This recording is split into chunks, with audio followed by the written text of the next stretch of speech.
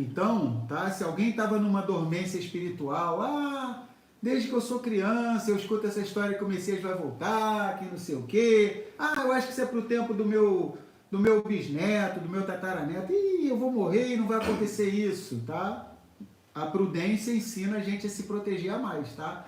O atalaia, o que faz o atalaia? Ele nos tempos bíblicos, ele ficava lá em cima de uma torre, tomando conta de um reino, e ele está vendo lá na frente dele, por exemplo, tem uma árvore lá, tem um arbusto lá, e de repente ele viu uma movimentação ali, de alguma coisa passando ali atrás. Poxa, pode ser que seja um animal ali que passou ali, uma corça, seja qualquer animal que passou ali, um boi, um cordeiro, tá? Uma cabra, seja o que for, que passou ali, mas pode ser que seja um soldado inimigo ali espionando, tá? Então, o atalaia não pode pensar assim, não, já pensou se eu dou o sinal aqui para todo mundo? Aí o pessoal fica preparado, aí não é nenhum inimigo. Vai sair um cordeiro ali, vai sair um boi ali atrás da árvore. Você deu o sinal à toa? Não, não é isso. O atalaia, ele tem como tarefa o quê? Ele está vendo uma movimentação diferente, ele se prepara e ele dá o aviso para os outros, ou seja, é melhor a gente se preparar para mais do que para menos. Se o atalaia está lá, ele deu o sinal para os outros, está todo mundo prestando atenção. O que está atrás daquele arbusto ali? Aí, de repente, é o quê? É um boi, é um cordeiro, seja o que for, tranquilo, tranquilo. Não é nenhum inimigo, não. Agora, pior se ficar, não vou falar não e tal, que não sei o que, e foi inimigo, tá? Então a gente precisa se proteger. Como nós não temos pleno conhecimento de tudo, então convém a todos nós que sejamos o quê? Prudentes, tá? Arumim, ou seja, em Provérbios diz que o homem prudente, tá? O homem arum, ele vê o perigo e se esconde, mas o insensato passa adiante e sofre a pena, tá? Então, pessoas que têm projetos aí de longo prazo e tal, só projetos de longo prazo para a sua vida, eu não estou dizendo que deixe de ter projetos de longo prazo para a sua vida, não, deveremos ter. Mas inclua, tá, também projetos de médio prazo e curto prazo e curtíssimo prazo nas suas vidas também, tá?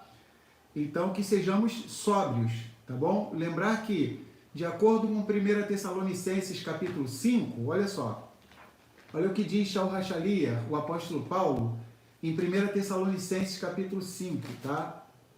Olha que interessante, ele diz assim, 1 Tessalonicenses 5, a partir do 1.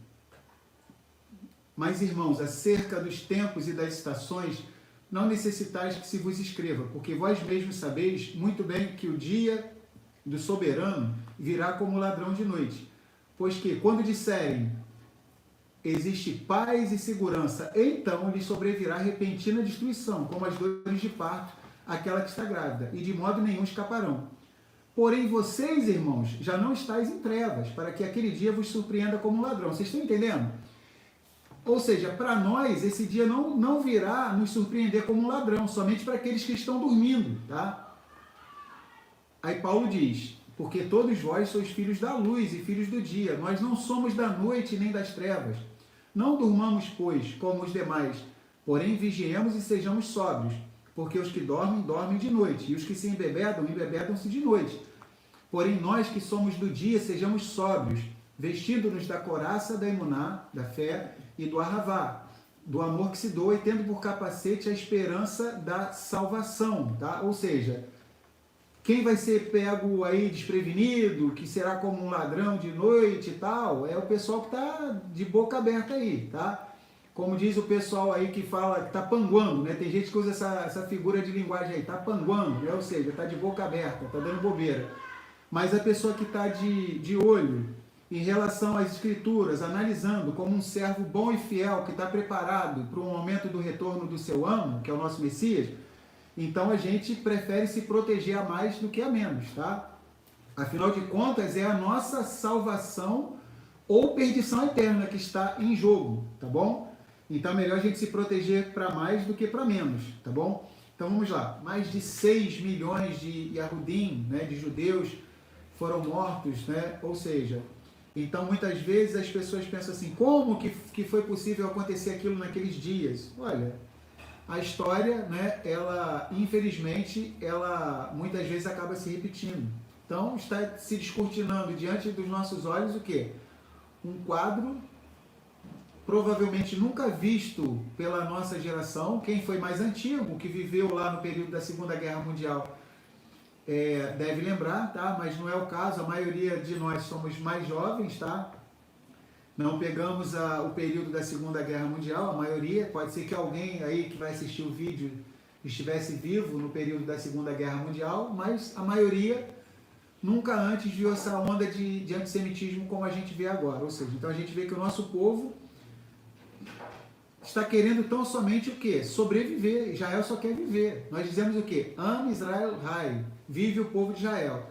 Só que existe a gente sabe que infelizmente existe um grupo terrorista chamado Hamas, que no estatuto deles, eles já nem escondem, não é nada escondido não, tá? Eles não aceitam a existência do povo de Israel, tá bom? Então eles não aceitam a existência de Israel. Então não é uma briga por terra, não é uma briga por causa de coisas materiais, é algo espiritual. A gente precisa lembrar o quê? Que Shaul Hachalia, o apóstolo Paulo diz em Efésios, capítulo 6, a partir do versículo 10 em diante, ele começa a falar sobre uma tremenda luta que acontece nas regiões celestiais, ou seja, a nossa luta não é contra a carne nem sangue, mas contra os principados e as potestades nas regiões celestiais. E essa batalha que acontece nas regiões celestiais, elas chegam aqui nesse Olam Hazé, nesse mundo presente que a gente está, e a gente precisa agir, precisa orar, mas precisa agir também.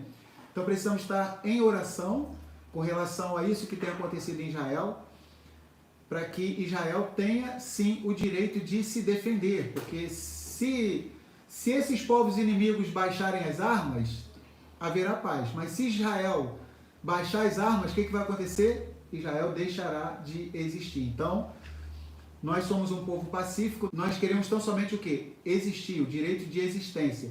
E temos o direito de estarmos nos defendendo. Tá? Então a gente vê que, infelizmente, aquelas autoridades que estão imbuídas de poder, elas estão minimizando agora o que aconteceu com relação a mais de 1.000 pessoas, tá, que foram mortas do nosso povo de Israel, e estão minimizando as mais de 200 pessoas que foram sequestradas. Tá? Sabe-se lá o que está acontecendo com essas pessoas, tá bom? Nosso Messias aparece para Abraham Avino, e juntamente do nosso Messias, 2 malachim, 2 mensageiros, 2 anjos, eles aparecem para Abraham. Segundo a tradição, 3 dias atrás Abraham havia sido circuncidado, ou seja, ele fez a sua Brit Milá, sua circuncisão, com 99 anos de idade, e Mashiach, juntamente com os 2 mensageiros, vem estar trazendo algumas revelações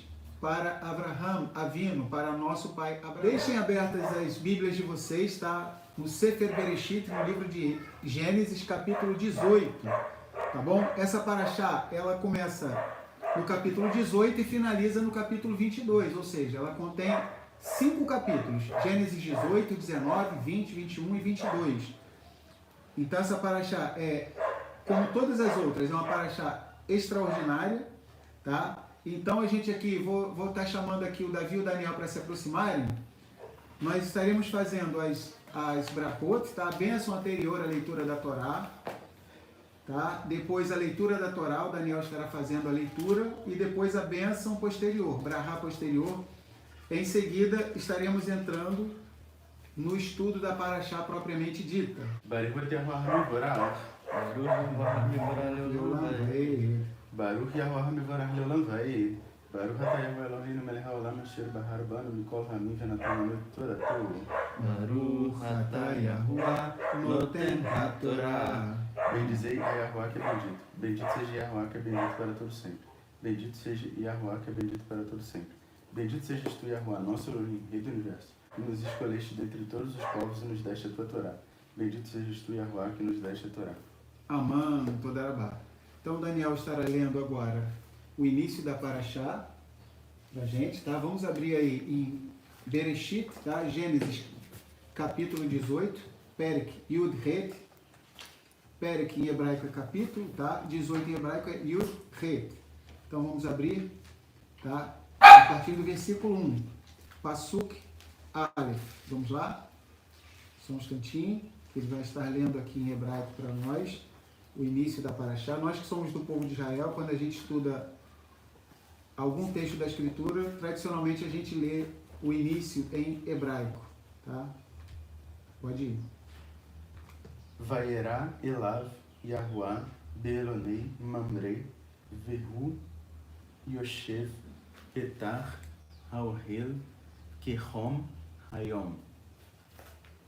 Vaisa enav vayar vehine shelosha anashim nitzavim alav vayar vayaratz likratam mipetach haohel Vaistahu Artsa. Amã, Todarabá. O Daniel leu para nós os 2 versículos iniciais. Agora ele estará fazendo a Brahá posterior, tá? Então vamos lá, Brahá posterior. Baruch atah Yahuwah Eloheinu melech haolam asher natan lanu Torat emet v'chayei olam natav et reino. Baruch atah Yahuwah noten hatorá. Amã.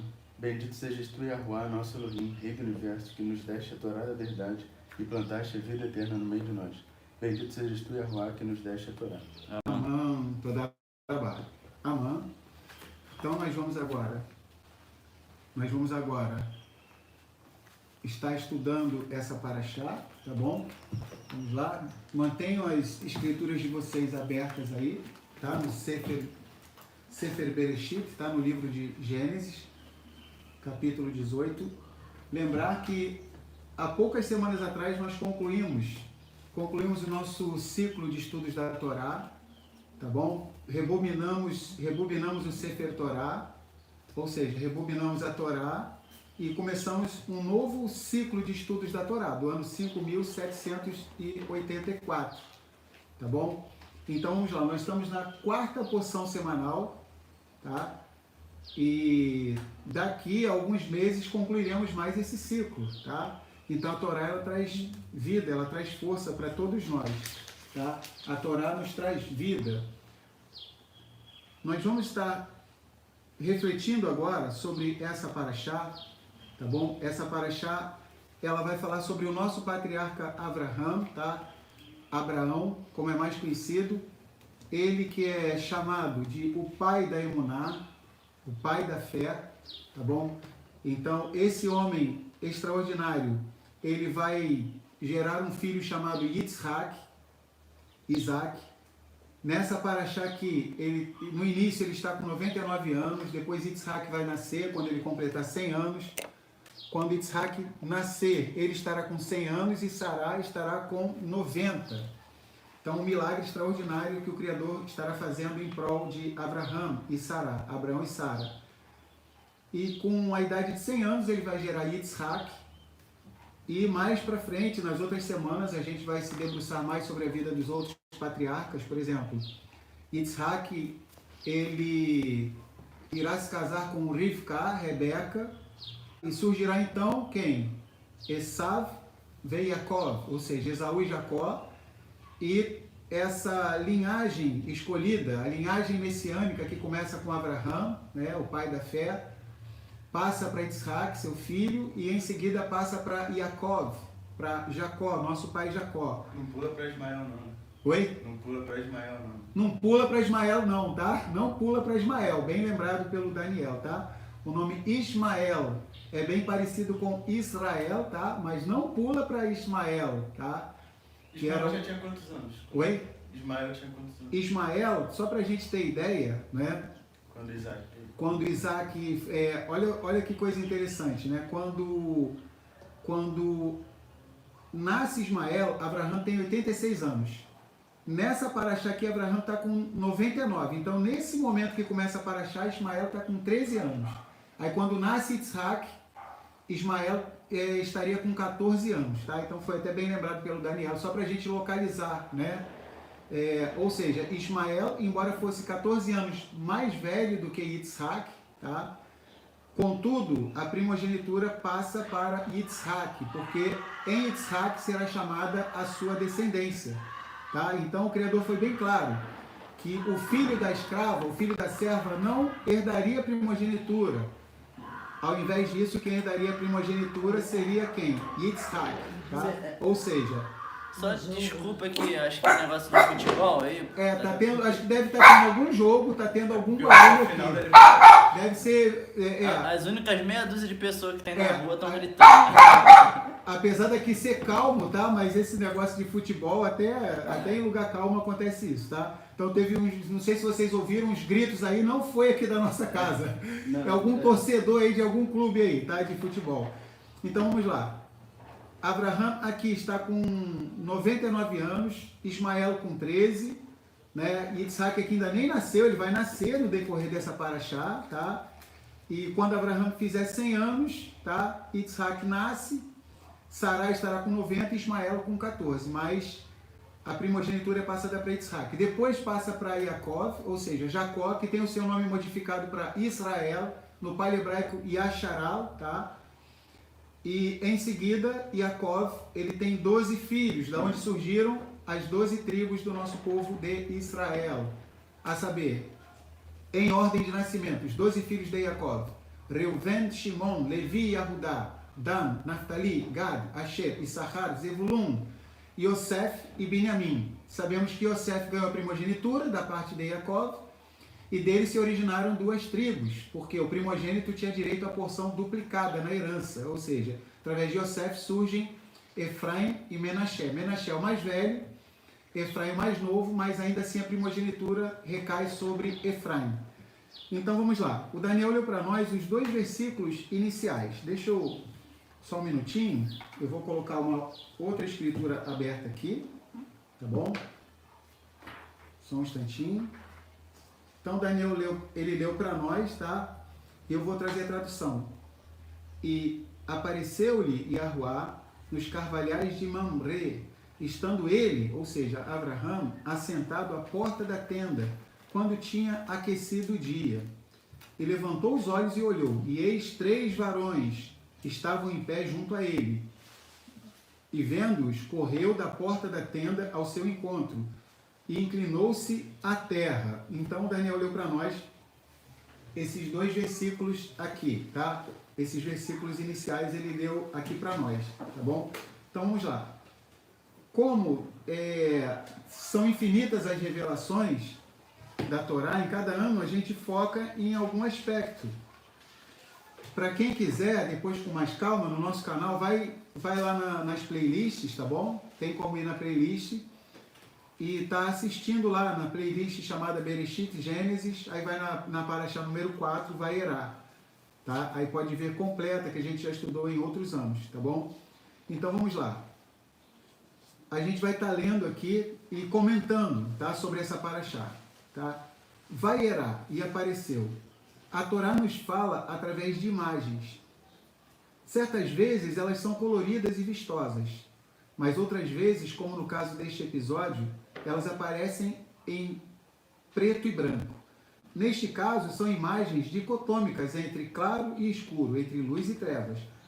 A primeira imagem, abrindo esta porção semanal, é a imagem de Abraham. Então, a gente vê aqui, né? Ou seja, e apareceu para ele, né? Para Abraham e Yahuá nos carvalhais de Mamre, estando ele assentado à porta da tenda no maior calor do dia. Então, essa é a primeira imagem que a gente tem da paraxá. A gente vai ver como é solícito o nosso pai Abraham, que é o pai da fé, o pai da emuná. Um homem velho, né? Então, e ele estava sentado à porta da tenda, Gênesis 18:1.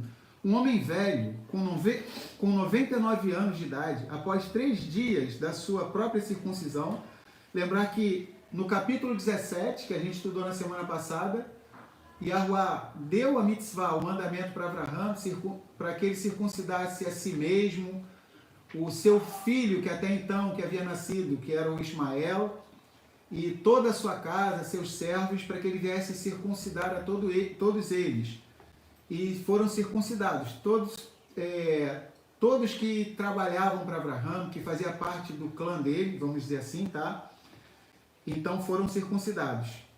Então, naquele tempo não tinha, como nos dias de hoje, plano de saúde, esse negócio de anestesia geral. tá? Até onde a gente sabe não existia isso, tá bom? Então tinha que ser no peito e na raça mesmo, tinha que ter muita coragem para estar fazendo a Brit Milá, a circuncisão. Hoje em dia, com todos os recursos, muitas pessoas têm dificuldade em cumprir esse mandamento. A gente sabe que algumas têm dificuldade devido à questão da logística, tá?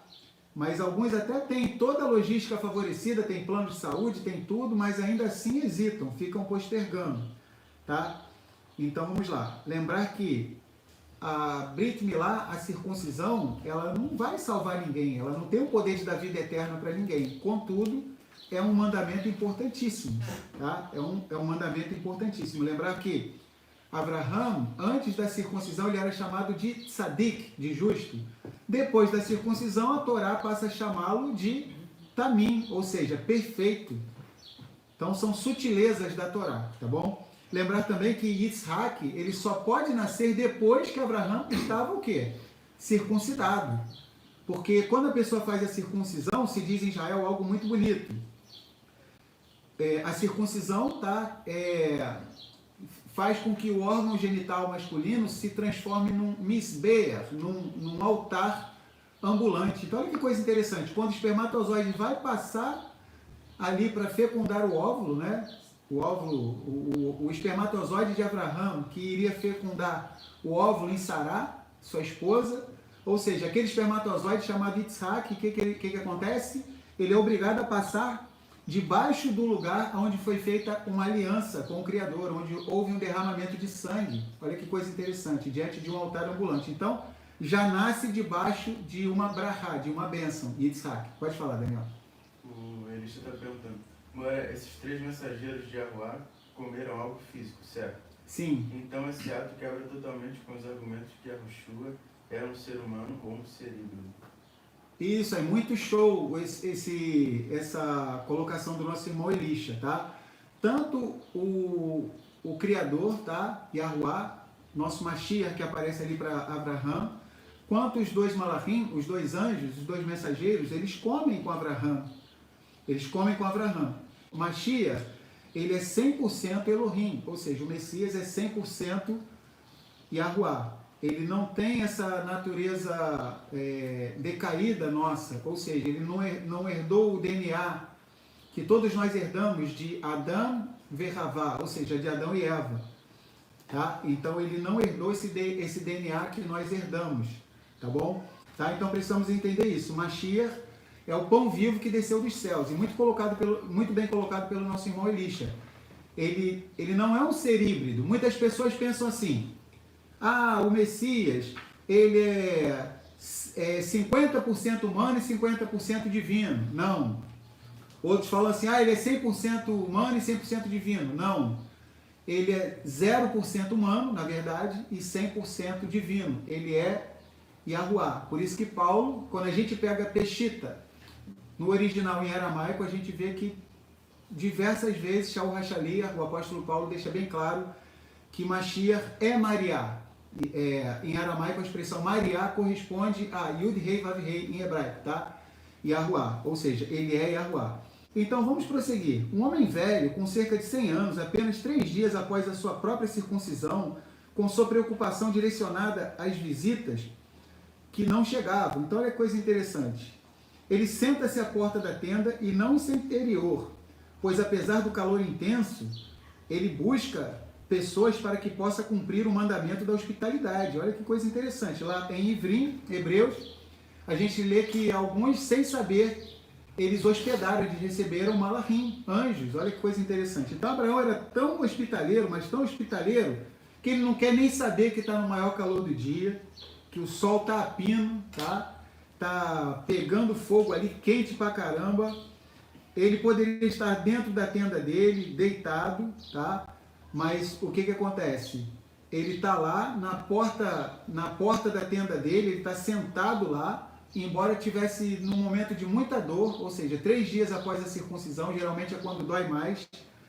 E apesar da extrema idade dele, a idade dele ser muito avançada, com 99 anos, a gente vai se surpreender com a prontidão de Abraão, né? Então vamos lá. Vamos prosseguir. E vai acontecer depois com Ló, né? Coisa parecida. Isso, nessa paraxá aqui vai acontecer coisa parecida. Quando os dois anjos, os dois malachim, que estão conversando com Abraão, esses dois anjos estão junto do Messias também, chega um momento em que o Messias continua conversando com Abraão, e os dois anjos, eles partem, né? Que eles vão lá na direção de Sodoma. Ou seja, Ló, né, sobrinho de Abraão, ou seja, Lot, ele vai receber muito bem esses dois mensageiros. Ele vai ter uma hospitalidade extraordinária com relação aos mensageiros também. Vale lembrar que Ló, ele aprendeu muitas coisas com seu tio Abraão. E a hospitalidade de Abraão era tão contagiante que o sobrinho dele, Ló, aprendeu a exercer essa hospitalidade também. Então vamos lá. Abraão senta-se à porta da tenda e não em seu interior, pois apesar do calor intenso, ele busca pessoas para que possa cumprir o mandamento da hospitalidade. Só lembrar, a tradição diz o seguinte, embora a Torá não fale isso, a tradição diz que Abraão tinha quatro janelas, para que ele pudesse estar olhando viajantes de todas as direções. Ou seja, será que vai vir algum viajante? Será que eu tenho como expressar o amor de Elohim, não somente através de palavras, mas através das minhas atitudes? Ou seja, então Abraão era tão hospitaleiro que a tradição diz que ele demonstrava o amor do Criador em relação às pessoas. A pessoa chegava com fome, com sede, ele dava comida, dava bebida, oferecia hospedagem para a pessoa, lugar para dormir, e em seguida ficava muito mais fácil falar acerca do amor de Yahuwah Elohim para essas pessoas, tá? Então, só para a gente entender isso, tá bom? Então, muitas vezes a gente vai ganhar as pessoas não somente com as palavras, mas primeiramente com as nossas atitudes, tá bom? Então, vamos lá. Abraão senta-se à porta da tenda e não em seu interior, pois apesar do calor intenso, ele busca pessoas para que possa cumprir o mandamento da hospitalidade. É difícil descrever toda a fonte de bondade e ahavá, amor que se doa, que emerge do coração de Abraão, no modo como estas qualidades transparecem do episódio das visitas. Vamos, no entanto, salientar a sensação que mais se destaca na descrição destes acontecimentos. Abraão, o velho, com 99 anos de idade, corre em direção aos passantes e implora-lhes que façam o favor de entrarem em seu lar. Olha a hospitalidade dele. Ele implora, tá, para que Mashiach e mais dois mensageiros, dois anjos, entrem em seu lar. E eles, graças à sua bondade, ou seja, a bondade deles também, tá, do Messias e dos dois anjos, aceitam seu pedido, retribuindo-lhe o bem. Assim, sublinhando este pequeno detalhe, o texto bíblico realça a profundidade da bondade de Abraão e sua necessidade natural de fazer o bem ao próximo, até o ponto de seus hóspedes sentirem que são eles que lhe fazem o favor de aceitar a hospedagem oferecida. Olha que coisa maravilhosa. Abraão insistiu tanto que parecia até que os hóspedes é que estavam fazendo um favor para ele, entrar na casa dele, tá? Aceitar o convite dele. Então, de forma repentina, da beleza tranquila de amor ao próximo que nos é oferecida pela imagem da hospitalidade de Abraão, temos a passagem drástica, a selvageria de Sedom, ou seja, Sodoma, a qual odeia e persegue os visitantes passageiros. Então, olha o contraste. A gente vai ver mais para frente nessa paraxá um contraste terrível, tá? Em relação à cidade de Sodoma, no capítulo 19. A gente vai ver que era proibido para os habitantes de Sodoma serem hospitaleiros, tá? Era terminantemente proibido que os habitantes de Sodoma oferecessem guarida, ou seja, hospedagem para qualquer forasteiro. A gente vai ver mais para frente, tá? Então a gente vê inclusive que eles vão cercar a casa de Ló, e vai pedir para que os dois anjos eles sejam levados para fora, porque eles queriam fazer sexo. Olha que coisa hedionda. Então os homens da cidade, desde os mais velhos até os mais jovens, eles queriam fazer sexo com os dois malachim, ou seja, com os dois anjos que haviam entrado na casa de Ló, tá? Mais para frente a gente vai estar vendo isso. Ou seja, esses dois anjos que aqui estão juntos do Messias, que estão sendo muito bem recebidos, eles serão recebidos muito bem por Ló também, eles vão sentir uma diferença muito grande em relação ao tratamento da cidade de Sodoma, tá? Em relação a eles, tá? Então vamos lá. Então, de forma repentina, da beleza tranquila de amor ao próximo que nos é oferecida pela imagem da hospitalidade de Abraão, temos a passagem drástica, a selvageria de Sodoma, a qual odeia e persegue os visitantes passageiros. Passamos da calma e delicadeza das relações humanas, desenvolvidas por Abraão, à brutalidade dos homens de Sodoma, que cercam a casa de Ló, exigindo que seus hóspedes lhes sejam entregues para que os conheçam. Tá? Então, Bereshit, Gênesis, capítulo 19. Tá? Então, vamos lá. De modo claro e aberto, exigem que os hóspedes sejam entregues à sua violência sexual, para que possam ser humilhados. Assim, o texto bíblico descreve a acolhida que tiveram em Sodoma os mesmos viajantes que haviam se hospedado na tenda de Abraão. Então, olha só, Gênesis 19, do 4 ao 9, né? Aqui a gente não vai ler tudo, então só um pedaço.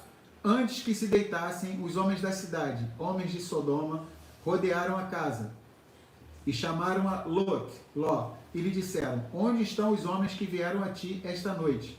Faze-os sair para nós, e os conheceremos. E aproximaram-se para quebrar a porta. Então essa linguagem aí, conhecer e os conheceremos, é do verbo yadá, ou seja, de conhecer, tá?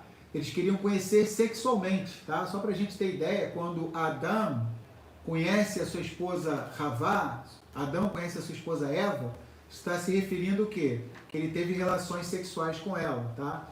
Eu achava antigamente que quando falava conhecer na Bíblia era tipo um eufemismo do português, só que depois eu vi que até no hebraico usa essa...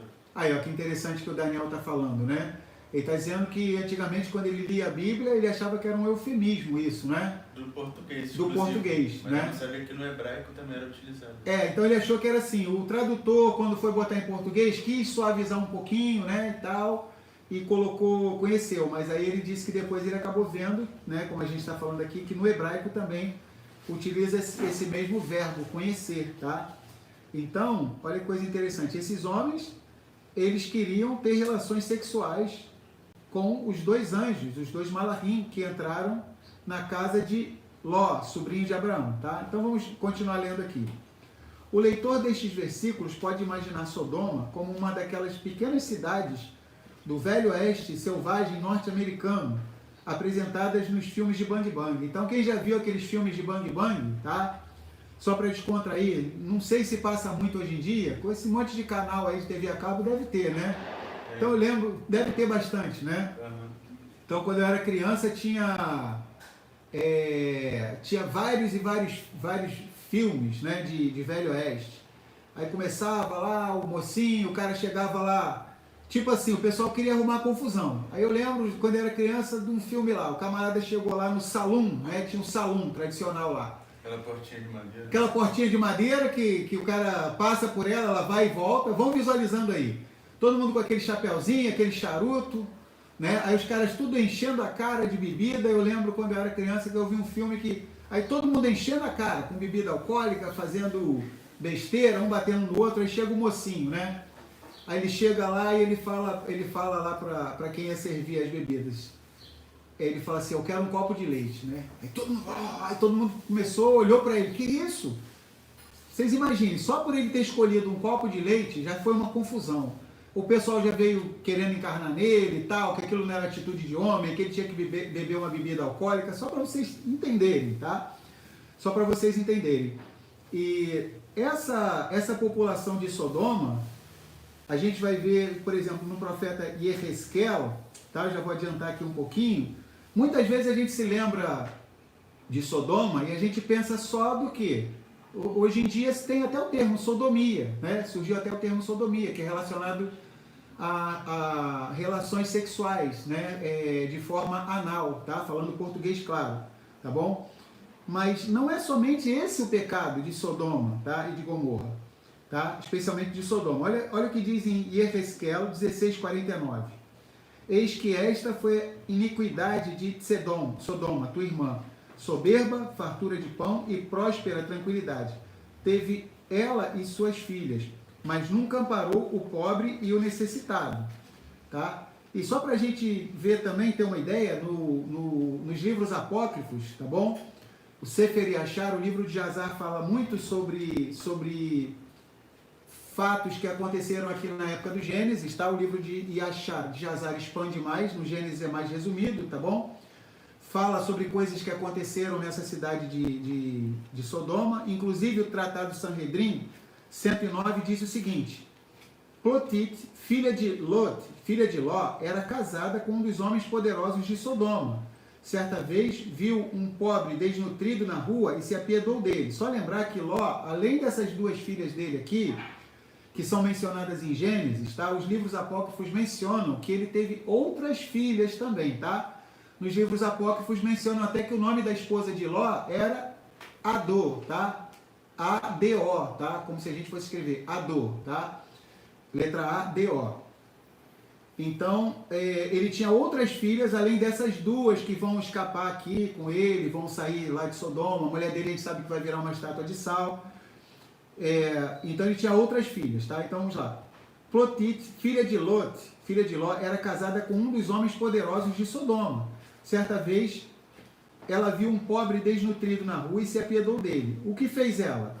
Todos os dias, ao sair para buscar água, enchia seu jarro com todos os tipos de alimentos que tinha em sua casa e alimentava este indigente. Questionavam-se os filhos de Sodoma como que aquele miserável conseguia sobreviver. Tipo, eles estavam impressionados. Como é que aquela pessoa miserável estava conseguindo sobreviver se ninguém poderia dar comida para ele naquela cidade? Ao tomarem conhecimento dos fatos, o que fizeram eles?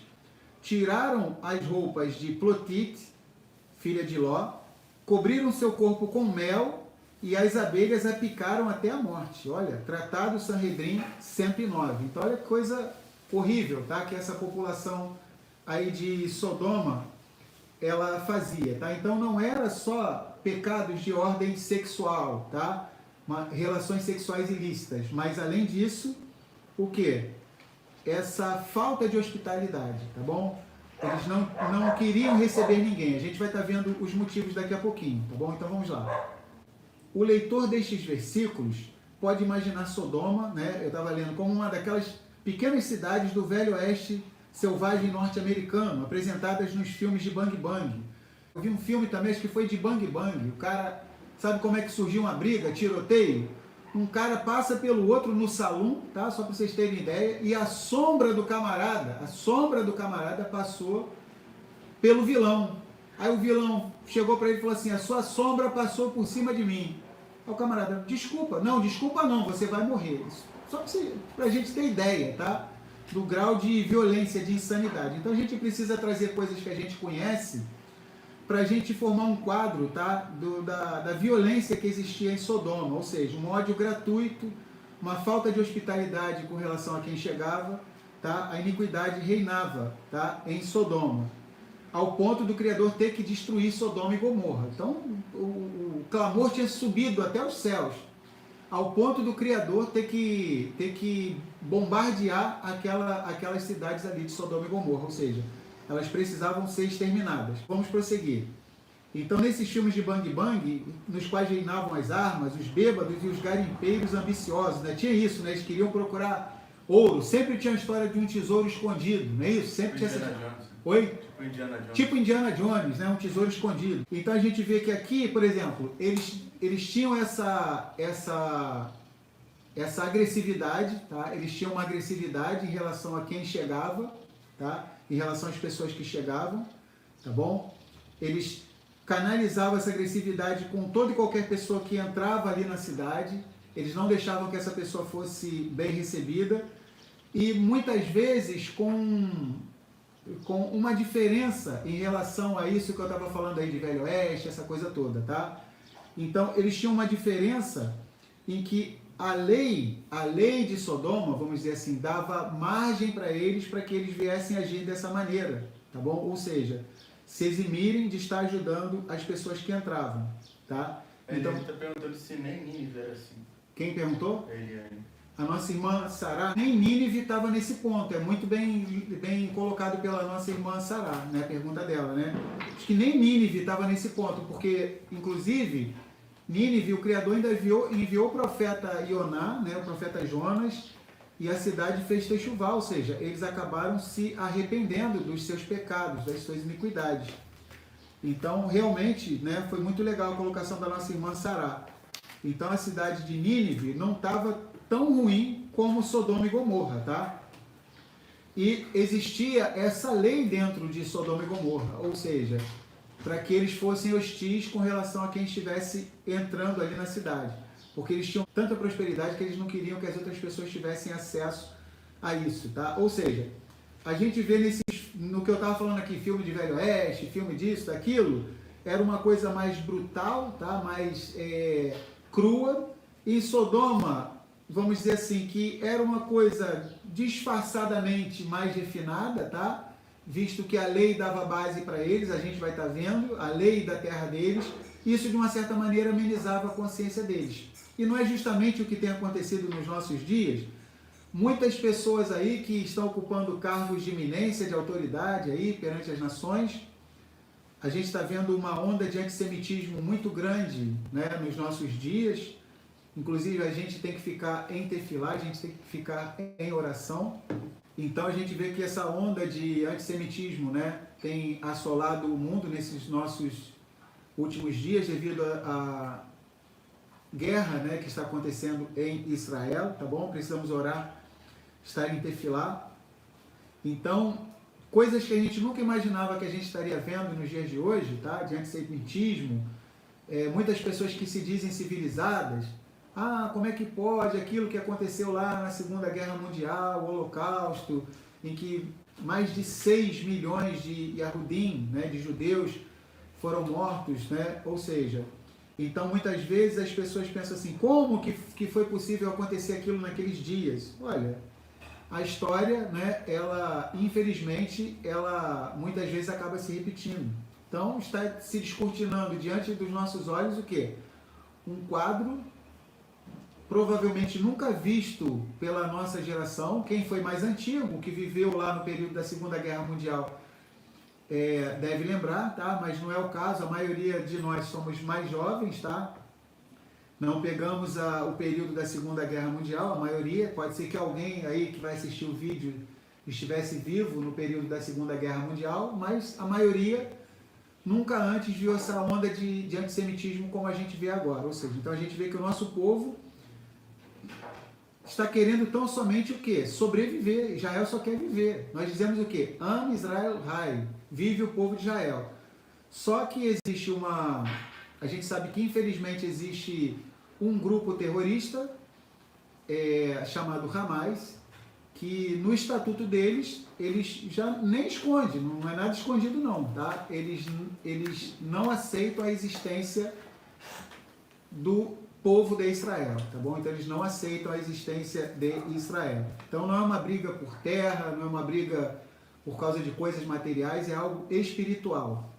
A gente precisa lembrar o quê? Que Shaul Hachalia, o apóstolo Paulo diz em Efésios, capítulo 6, a partir do versículo 10 em diante, ele começa a falar sobre uma tremenda luta que acontece nas regiões celestiais, ou seja, a nossa luta não é contra a carne nem sangue, mas contra os principados e as potestades nas regiões celestiais.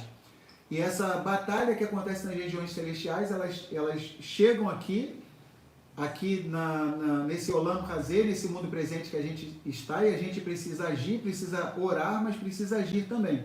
Então precisamos estar em oração com relação a isso que tem acontecido em Israel, para que Israel tenha sim o direito de se defender, porque se esses povos inimigos baixarem as armas, haverá paz. Mas se Israel baixar as armas, o que vai acontecer? Israel deixará de existir. Então, nós somos um povo pacífico, nós queremos tão somente o quê? Existir, o direito de existência.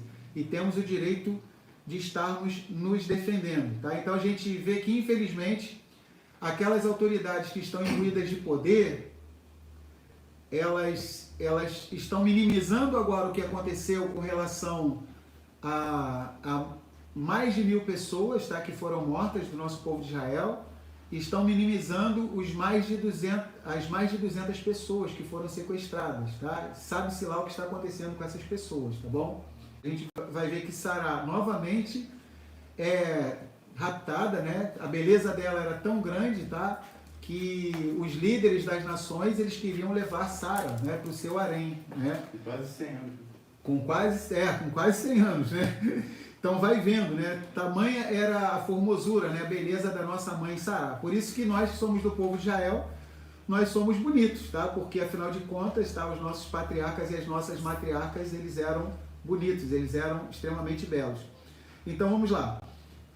Então hoje em dia a gente precisa ficar prestando atenção, precisa ficar orando, porque a gente está vendo de novo surgir essa onda de quê? De antissemitismo, tá? Então as pessoas agora, muitos das autoridades, a Organização das Nações Unidas, por exemplo, que deveria estar classificando esse grupo como terrorista, né?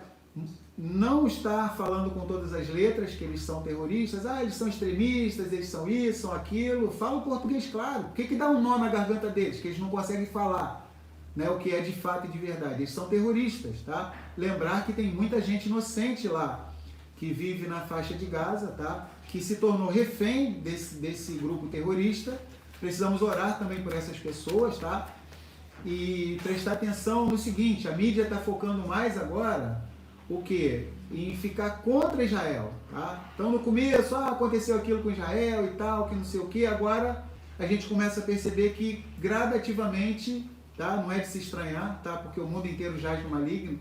Então eles estão focando menos no sofrimento de Israel e mais no sofrimento dos palestinos. Lembrar que nós não gostaríamos de ver ninguém sofrendo, passando sofrimento, nem o nosso povo de Israel, nem os palestinos, tá? Mas a gente precisa entender que esse grupo terrorista, eles, antes de fazer mal para o nosso povo de Israel, eles fazem mal para o próprio povo deles, tá? Só para a gente ter ideia, tá? Então a gente precisa entender isso. Então que estejamos em oração, tanto pelo nosso povo de Israel, quanto por pessoas inocentes que estão ali na faixa de Gaza, tá? Que são palestinos, tá bom? E a mídia muitas vezes mostra, não está acontecendo um transtorno, eles estão tendo que sair da casa deles, é horrível, é um transtorno, mas quase não está se falando o quê? 500 mil, tá? Cerca de 500 mil pessoas do nosso povo de Israel, a população israelense, tá? Teve que sair de suas casas, tá? Tá tendo que morar em outro lugar, se hospedar em hotel, ficar em outro lugar, na casa dos outros, tá? Então isso eles não vão mostrar, tá? Então a gente precisa ficar prestando atenção, porque infelizmente a história ela acaba se repetindo, né? Salomão fala, vê em Eclesiastes, não há nada novo debaixo do sol, o que é agora já foi e tornará a ser, tá? Então que estejamos em oração, prestando atenção, que a gente venha estar, Todarabá, tá? Que a gente venha estar se santificando, se preparando. E há uma possibilidade muito grande, como a gente já está vendo, que isso pode ir escalando e tendo desdobramentos em outros lugares, tá? A gente está vendo que em outros lugares do mundo já está tendo muito antissemitismo, tá bom? Então vamos lá. Então a gente vê que estamos nos aproximando dos últimos dias, tá? Estamos nos Aharit Hayamim, ou seja, então que a gente venha estar prestando atenção, porque breve o nosso Messias retornará. Sabemos que antes dele retornar precisa ter a tribulação e a grande tribulação, Tsará Gedolá, a grande tribulação. Mashiach retorna no final, tá? Mas que estejamos o quê? Nos santificando, tá? E prestar atenção, tá? Mashiach disse, o mesmo Messias que disse que ninguém sabe o dia e nem a hora, foi o mesmo Messias que disse que, poxa, vocês sabem olhar para o céu, e quando ele está de um jeito ou de outro, vocês sabem se vai chover ou se não vai chover. E como é que vocês não identificam, tá?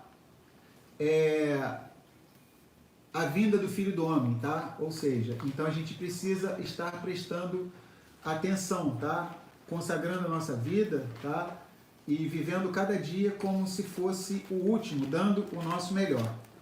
Então, essa população de Sodoma era uma população que não aceitava bem, tá, os visitantes, ou seja, era um povo ímpio, que além desses pecados de ordem sexual, eles tinham também esse pecado, tá, vou ler de novo, Ezequiel 16:49. E eis que esta foi a iniquidade de Sodoma, tua irmã, soberba, fartura de pão e próspera tranquilidade. Teve ela e suas filhas, mas nunca amparou o pobre e o necessitado. Então, a própria Bíblia deixa claro isso, tá? E os livros apócrifos mencionam, tá, que eles matavam as pessoas que dessem alimentos para os estrangeiros. Por isso que a gente vai ver daqui a pouco que eles cercaram a casa de Ló. Ou seja, por que Ló, sendo um estrangeiro ali naquela cidade, ele estava querendo fazer algo que era proibido naquela cidade, tá bom? Então vamos lá, vamos prosseguir. Tratado Sanhedrin 109. Pois assim começou sua decadência. Os homens de Sodoma não se orgulhavam de outra coisa senão da fartura e da riqueza que possuíam por influência divina. E eles diziam: se de nossa terra tiramos pão e minério de ouro, para que precisamos dos forasteiros? Não necessitamos que venha a nós qualquer pessoa, pois vem apenas para tomar o que é nosso. Apaguemos, pois, de nossa terra as leis e costumes de ir e vir. Tá? Então, Tratado Sanhedrin 109. Então, esse povo havia feito o quê? Uma lei, tá? Que impedia a entrada de pessoas estrangeiras. Ninguém poderia socorrer essas pessoas estrangeiras. Vamos lá. Vemos aqui como a riqueza gerou a teoria econômica segundo a qual o outro, pela sua própria existência, atinge nosso espaço vital. O direito de defendermos nossos interesses impõe-nos uma luta constante contra imigrantes indesejáveis, que anseiam dividir conosco o bolo de nossa riqueza nacional. Não queremos aceitar imigrantes em nossas cidades. Sodoma tornou-se a capital do egoísmo, o qual era ancorado na lei pública.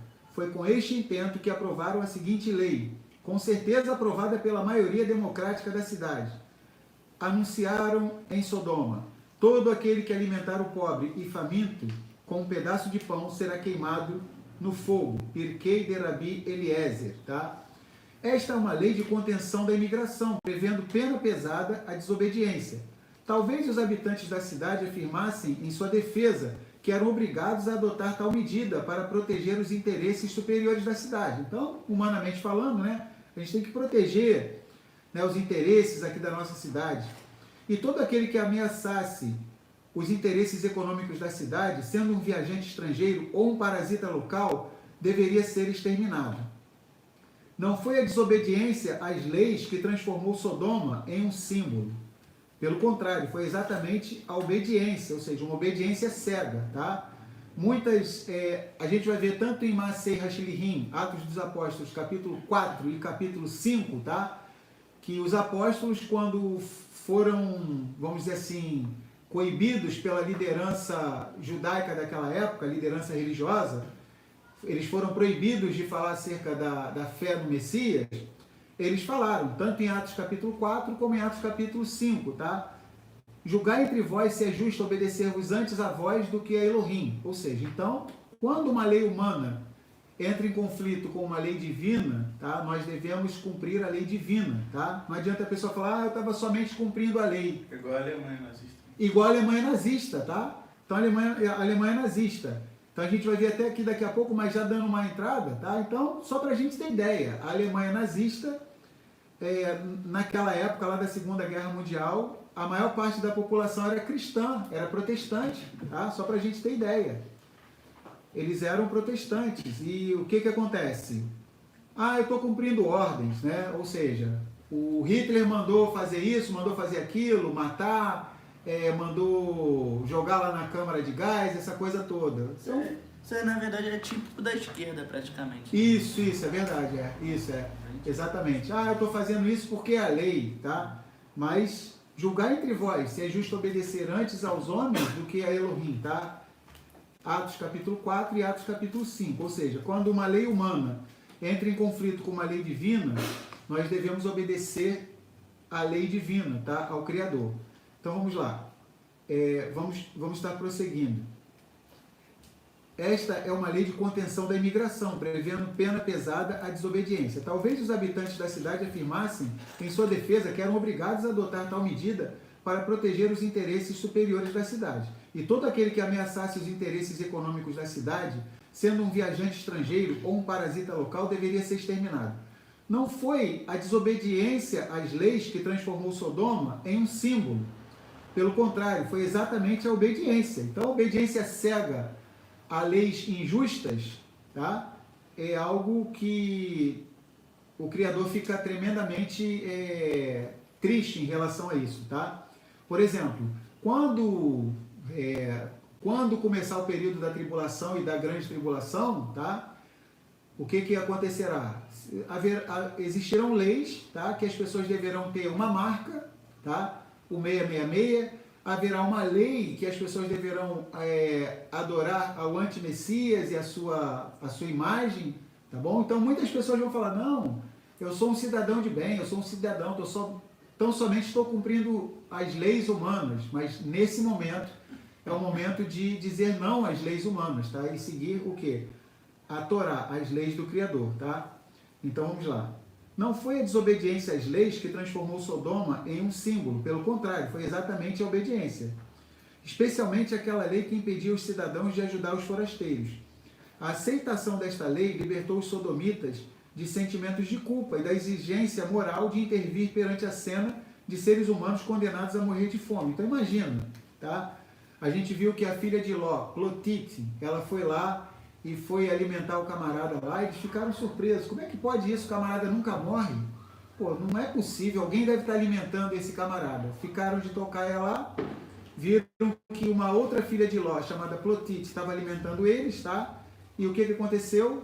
Foi o que a gente leu. Colocaram mel no corpo dela e fizeram com que as abelhas picassem ela até a morte. Então, só para a gente ter uma ideia, né, do nível de iniquidade dessa cidade. E detalhe, eles sabiam que o que eles tinham de prosperidade era oriunda de Elohim, e ainda assim eles eram ingratos, tá bom? Afinal de contas, toda a terra pertence a Yahuwá, como a gente vê nas Escrituras. No Salmo 24, por exemplo, de Yahuwá é a terra e a sua plenitude, o mundo e os que nele habitam.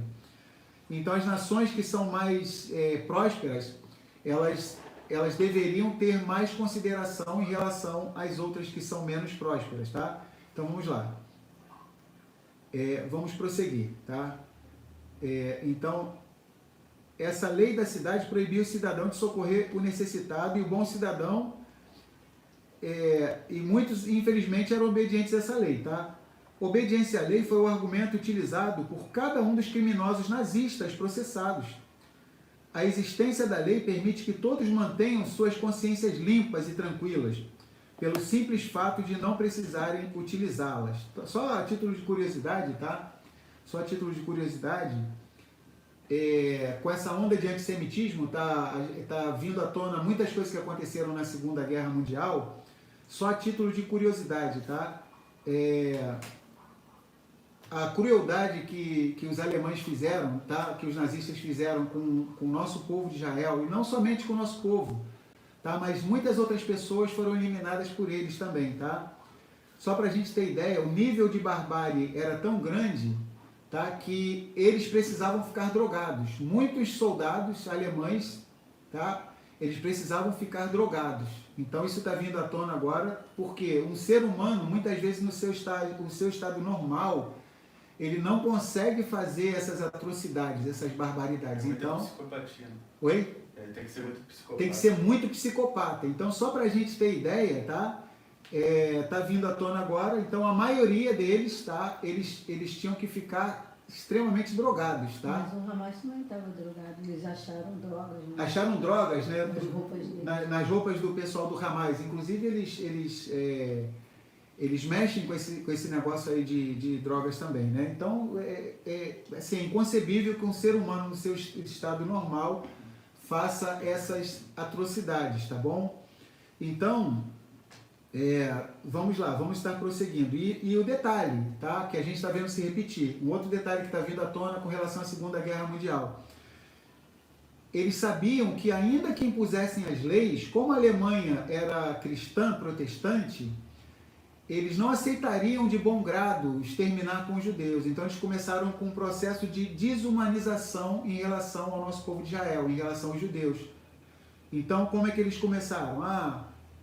Vamos fazer o seguinte, se a gente fizer com que eles fiquem com fome, fiquem magros, os olhos vão ficar esbugalhados, quando os alemães olharem para eles, praticamente não vão identificar figuras humanas, eles vão ficar vão perder, eles pensaram assim, eles vão ficar com roupas maltrapilhas, diferentes, seria diferente de pegar a população judaica com suas roupas normais, com a sua saúde, seu semblante e tudo, e fazer uma barbárie dessa. Então, só para a gente ter ideia, com certeza, pessoas que entendem como funciona a mente humana, tudo isso, usou isso para o mal e orientou eles, tá?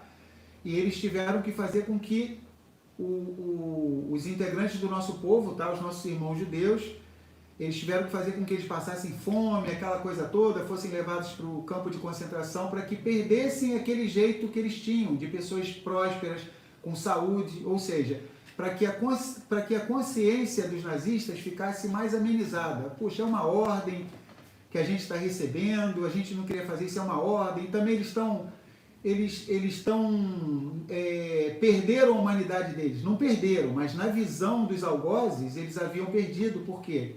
Estavam naquele campo de concentração, sendo expostos a trabalhos forçados, tá? Então, por exemplo, em 2019, eu e minha esposa tivemos a oportunidade de estar lá em Israel, no Museu do Holocausto, e a gente chora muito, tá? Quem foi em Israel algum dia, se prepara, leva um lenço, tá? Porque a gente chora muito. Então a gente vê lá os objetos, as roupas, as sandálias que eles usavam, tá? Antes de ir para a câmara de gás. Então, assim, e por exemplo, nesse exato segundo agora, que a gente está estudando a Paraxá aqui, está sendo falado o nome de uma criança, tá? Que foi vítima do Holocausto. Só para vocês terem ideia, 24 horas por dia, de forma... É algo comovente, tá? Só um instantinho, tá? Que a gente se comove. É algo comovente, ou seja, as 24 horas do dia, fica repetindo o nome de todos aqueles milhões de pessoas que morreram, só para a gente ter ideia. Então, por conta de tudo isso que aconteceu com o nosso povo na Segunda Guerra, tá? Nós dizemos o quê? Basta, tá? Então, Israel tem esse princípio de estar se defendendo. Quando a gente estuda a Escritura, a gente vê que nós precisamos sim nos defender. E o Criador diz que a casa de Judá e Jerusalém, né, diz lá em Zechariah, em Zacarias, será como um braseiro. Então, a casa de Judá, Jerusalém, será como um braseiro ardente, ou seja, consumirá para a direita e para a esquerda. Então, Yahuá, Yahuá é conosco, Immanuel, o nosso poderoso é conosco. Então, mais uma vez, vamos estar orando em relação ao nosso povo, não só que se encontra na terra de Israel, mas que se encontra espalhado nos 4 cantos da terra, tá? Orando, tá? Para que o Criador venha guardar o nosso povo, tá bom? Vamos lá, vamos estar prosseguindo.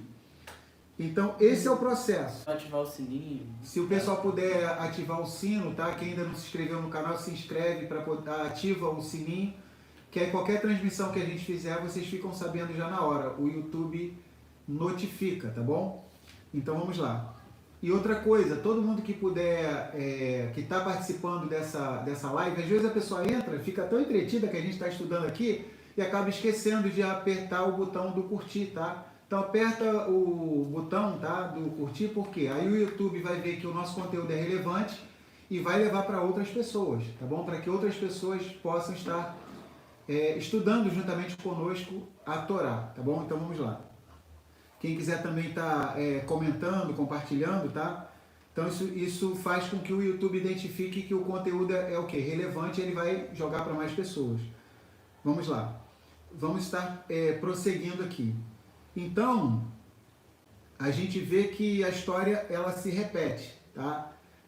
Vamos lá. Obediência à lei foi o argumento utilizado por cada um dos criminosos nazistas processados. A existência da lei permite que todos mantenham suas consciências limpas e tranquilas, pelo simples fato de não precisarem utilizá-las. Ah, isso aqui é a lei, né? Por exemplo, na grande tribulação, infelizmente, muitos vão falar assim, vou botar essa marca aí, se não botar essa marca aí e tal, eu não vou poder comprar, não vou poder vender e tal, é uma lei humana mesmo e tal, né? Só que perdição eterna, tá? Para quem fizer isso, tá bom? Então, que a gente venha ficar atento, porque se aproxima o período que nos profetas é chamado de angústia de Yaakov, tá? Que é mencionada em Yirmiyahu, em Jeremias, tá? E na Brit Hadashah é chamada de Tzara Gedolá, ou seja, grande tribulação. Então que estejamos atentos, porque tão somente está começando, tá? Lá na terra de Israel. Tão somente está começando lá, tá? Existe uma possibilidade grande disso vir tendo outros desdobramentos, está escalando, e, ou seja, não só os israelenses, tá? Não só o nosso povo de Israel que mora lá na terra de Israel, como também o nosso povo de Israel que se encontra na diáspora, mas, tá? Esse grupo terrorista chamado Hamas, o ódio deles não é somente em relação ao nosso povo de Israel. Eles têm ódio também em relação aos cristãos, seja católico, seja evangélico. Eles têm ódio em relação a nós que somos netzarim, em relação nazarenos, em relação aos messiânicos. Ou seja, para eles, todos aqueles que usam a Bíblia, tanto o Tanar, que é conhecido como Antigo Testamento, tá? Quanto a Brit Hadashah, que é conhecida como Novo Testamento, se alguém usa, tá? Ou o Antigo e o Novo Testamento, liga aqui, Davi, de novo aqui, ou só o Antigo Testamento, ou só o Novo Testamento, não importa. Usou o livro, é chamado por eles de quê? O povo do livro, tá bom? Então, o momento do mundo inteiro se solidarizar com Israel, tá? Porque, na verdade, muita coisa está em jogo aí, tá? O nosso povo de Israel não está apenas se defendendo, mas o nosso povo de Israel está defendendo também milhões de pessoas lá na Palestina, que é refém, tá? Que é vítima desse grupo terrorista, tá? E o nosso povo de Israel também está na vanguarda em relação à proteção, tá? Desse conceito que a gente precisa se defender, tá bom? Então, se a humanidade der bobeira para eles, isso vai se alastrar. Eles precisam ter um basta. Na verdade, eles estão defendendo o mundo inteiro, O né? mundo inteiro. Porque se isso se alastrar, vai ser todo mundo prejudicado. Exatamente. Né? Tá começando lá. Existe um andamento no mundo, né, que a gente precisa prestar atenção, né, que eles chamam de eixo das ditaduras. São países, né, que têm seu governo governados por ditaduras, né, e aí esses países, eles estão tomando posicionamento em direção aos países do Ocidente, democráticos, né. Então, a gente precisa prestar atenção, porque, na verdade, o que acontece seria o Irã, né, que está em direção a Israel, porque a gente sabe que ele está por trás de tudo isso. Só um detalhe, o Irã, na Bíblia, nos tempos bíblicos, era chamado de Pérsia, tá? Hoje em dia, Irã, tá? Você não vai ver Irã na Bíblia, mas é Pérsia. Quando você vê Pérsia, tá? A história de por exemplo, da rainha Esther, tá? E Mordecai, tá? Mardoqueu e Esther, lá, o rei Assuero, tudo era na Pérsia, que hoje tem esse nome moderno de Irã, mas é o mesmo povo. Então, tá? ele financia, né, esses grupos terroristas, o Hamas, o Hezbollah, e tem um outro também lá no Iêmen, né? Que eu não lembro o nome agora. E aí tem a Rússia, né? Também, que está se movimentando também em direção à Europa, né? A China em direção a Taiwan, né? E a Coreia do Norte em direção à Coreia do Sul. Então, assim, existe uma movimentação no mundo, né? Porque são coisas que a gente tem que prestar atenção por conta das profecias bíblicas. Exatamente. Existe uma movimentação que é essa movimentação é chamada de eixo das ditaduras. Eles estão se movimentando para poder atacar, vamos dizer assim. Então, eles estão atacando já as democracias, né? Os outros países. Então, é tudo para a gente prestar atenção. Tem uma profecia em Rit Galut, em Apocalipse, que fala: solta os 4 anjos que se encontram presos no rio Eufrates, tá? Rio Perat, em hebraico, tá? Eufrates, em português. Curiosamente, tá? Esse rio Eufrates, ele principalmente passa por 4 nações. Então, será que esses 4 anjos, tá?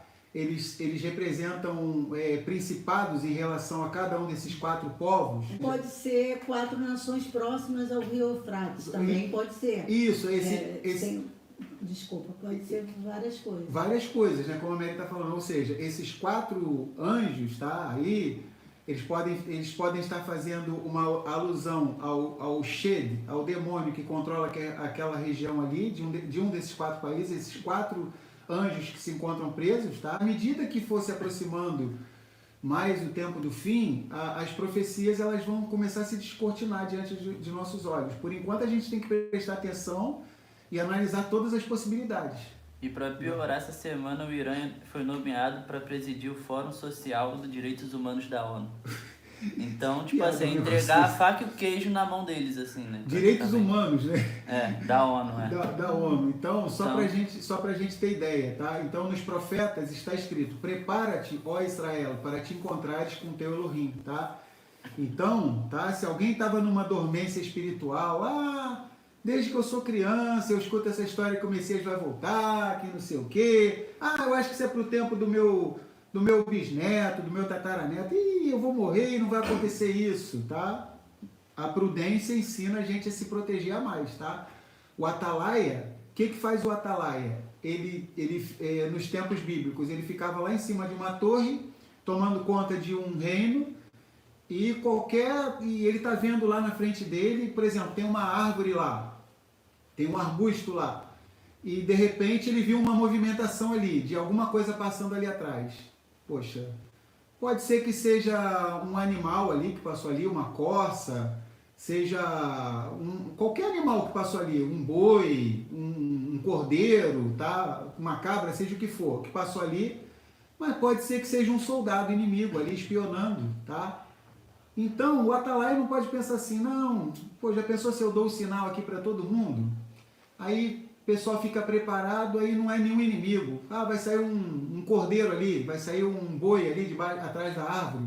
Você deu o sinal à toa? Não é isso. O atalaia, ele tem como tarefa o quê? Ele está vendo uma movimentação diferente, ele se prepara e ele dá o aviso para os outros, ou seja, é melhor a gente se preparar para mais do que para menos. Se o atalaia está lá, ele deu o sinal para os outros, está todo mundo prestando atenção. O que está atrás daquele arbusto ali? Aí, de repente, é o quê? É um boi, é um cordeiro, seja o que for, tranquilo. Não é nenhum inimigo, não. Agora, pior, se ficar, não vou falar não e tal, que não sei o que, e foi inimigo, tá? Então, a gente precisa se proteger. Como nós não temos pleno conhecimento de tudo, então, convém a todos nós que sejamos o quê? Prudentes, tá? Arumim, ou seja, em Provérbios diz que o homem prudente, tá? O homem arum, ele vê o perigo e se esconde, mas o insensato passa adiante e sofre a pena, tá? Então, pessoas que têm projetos aí de longo prazo e tal, só projetos de longo prazo para a sua vida, eu não estou dizendo que deixe de ter projetos de longo prazo para a sua vida, não, deveríamos ter. Mas inclua, tá, também projetos de médio prazo e curto prazo e curtíssimo prazo nas suas vidas também, tá? Então, que sejamos sóbrios, tá bom? Lembrar que, de acordo com 1 Tessalonicenses capítulo 5, olha só, olha o que diz Shaul Hachalia, o apóstolo Paulo, em 1 Tessalonicenses capítulo 5, tá? Olha que interessante, ele diz assim, 1 Tessalonicenses 5, a partir do 1. Mas, irmãos, acerca dos tempos e das estações, não necessitais que se vos escreva, porque vós mesmos sabeis muito bem que o dia do soberano virá como ladrão de noite. Pois que, quando disserem, existe paz e segurança, então lhes sobrevirá repentina destruição, como as dores de parto, aquela que está grávida, e de modo nenhum escaparão. Porém, vocês, irmãos, já não estáis em trevas, para que aquele dia vos surpreenda como ladrão. Vocês estão entendendo? Ou seja, para nós, esse dia não virá nos surpreender como ladrão, somente para aqueles que estão dormindo, tá? Aí Paulo diz, porque todos vós sois filhos da luz e filhos do dia, nós não somos da noite nem das trevas. Não durmamos, pois, como os demais, porém vigiemos e sejamos sóbrios, porque os que dormem, dormem de noite, e os que se embebedam, embebedam-se de noite. Porém nós que somos do dia, sejamos sóbrios, vestindo-nos da couraça da emuná, da fé, e do arravá, do amor que se doa, e tendo por capacete a esperança da salvação, tá? Ou seja, quem vai ser pego aí desprevenido, que será como um ladrão de noite e tal, é o pessoal que está de boca aberta aí, tá?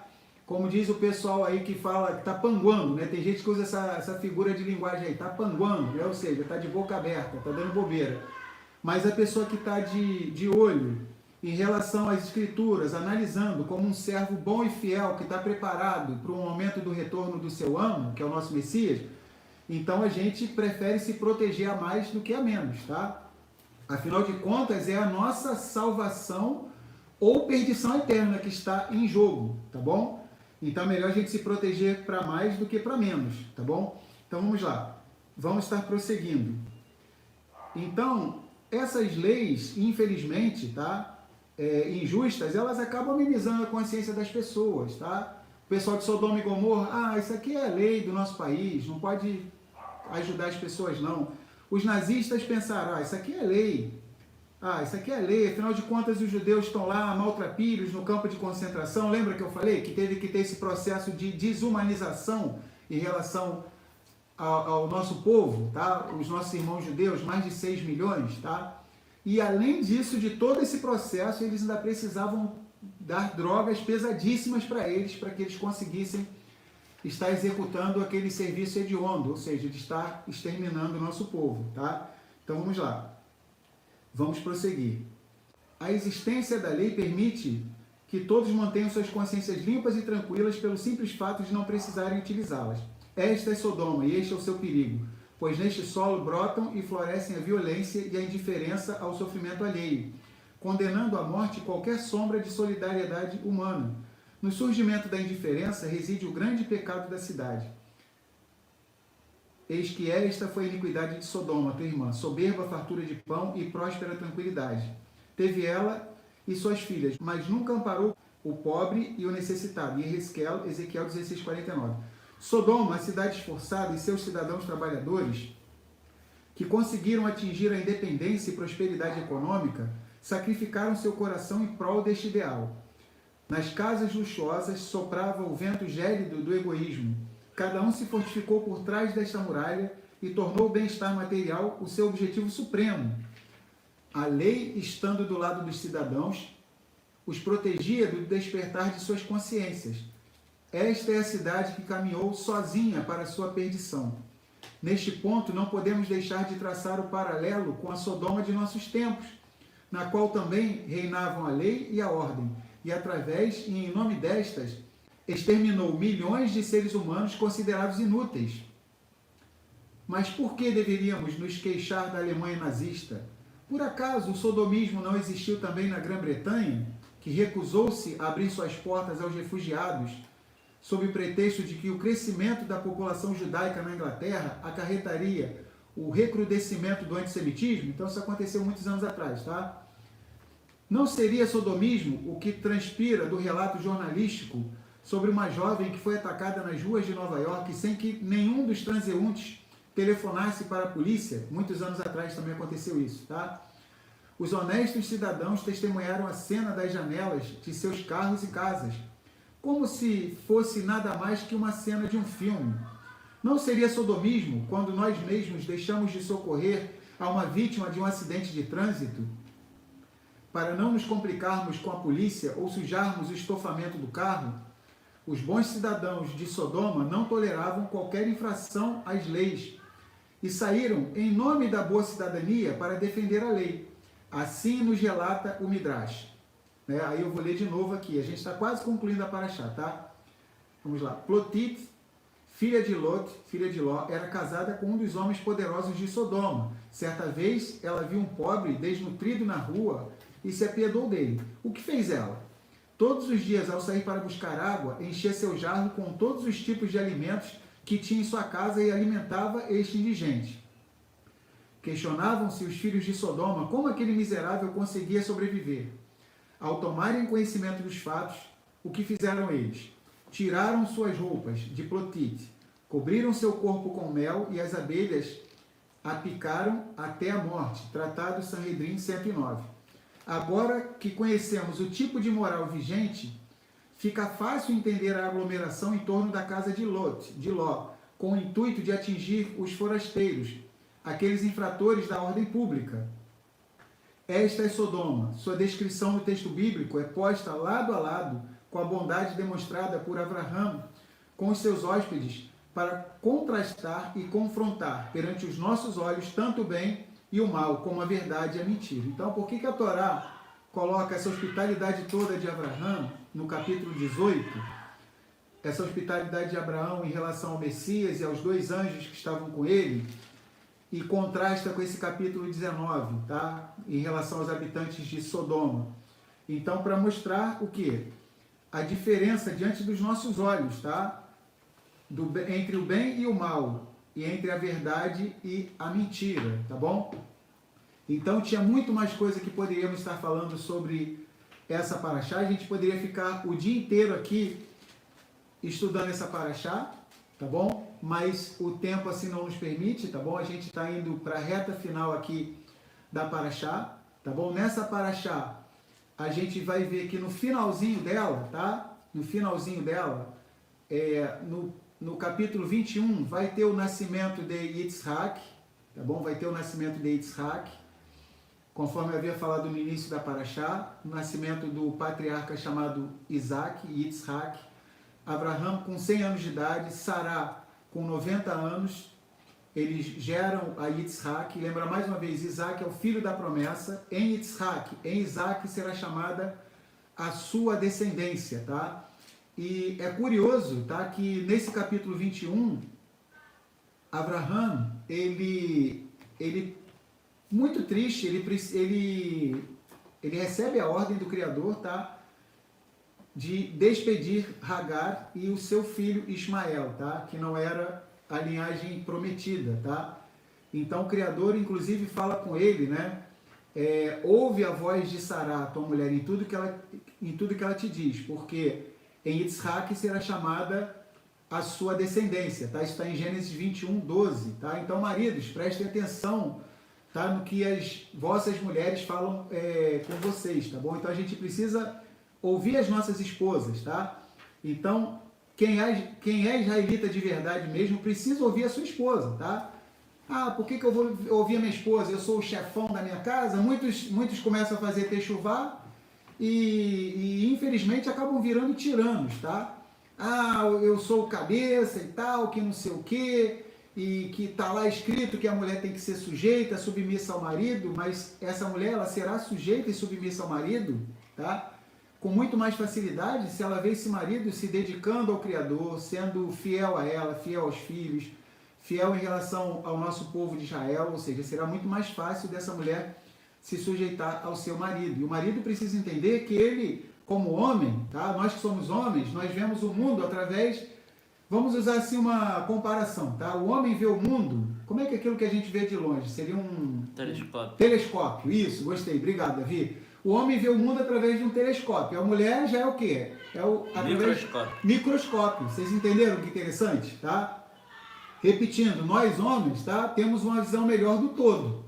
Tá? O telescópio, a visão do todo, geralmente o homem tem uma visão melhor. Mas no micro, ou seja, o macro é o homem e no micro é a mulher. No microscópio, a mulher ela tem uma visão melhor, porque existem alguns pontos cegos, tá? Tanto no homem como na mulher, tá? E por isso que os dois se tornam uma só carne, ou seja, um vai tampar o ponto cego do outro.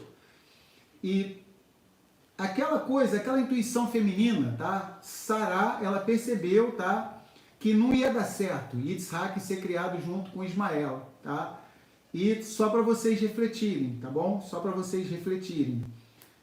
Tudo na Torá é codificado, tá? Tudo na Torá é codificado. Então, só antes de prosseguir nessa questão de códigos da Torá, tá? Então, mais uma vez, mulheres, sejam submissas aos vossos maridos, tá? Como ao soberano Criador, tá? Porque assim fazia Sará, nossa mãe, ou seja. Então, lá em 1 Pedro, capítulo 3, ele fala que as mulheres precisam ser sujeitas, submissas aos seus maridos, como são em relação a Yahuwá, em relação ao Criador, tá? Então, ponto. Isso é uma mitzvah, é um mandamento, tá? E o mandamento em relação aos maridos. Cuidem de suas esposas como vocês cuidam de sua própria carne. Ou seja, quem jamais vai fazer mal à sua própria carne? Então, tem gente que não quer receber um beliscão, Ah, isso faz mal para mim, né? Se sangrar vai sentir dor, mas muitas vezes, vamos dizer assim, num nível mais profundo, está dando beliscões, né, na sua esposa, não literal, tá? Está causando feridas na sua esposa, Ou seja, então as mulheres precisam em tudo ser sujeitas aos seus maridos, tá? Qualquer ponto, tem uma dúvida, vamos fazer isso, vamos fazer aquilo, tá? O que a Escritura deixa claro? Ou seja, tem um ponto de um acha uma coisa, outro acha outra. Se for algo, tá, que não seja uma violação da Torá, o marido falou, é isso aqui que a família vai fazer, então é aquilo ali. Mas nem por isso ele vai colocar de uma forma tirânica, tá?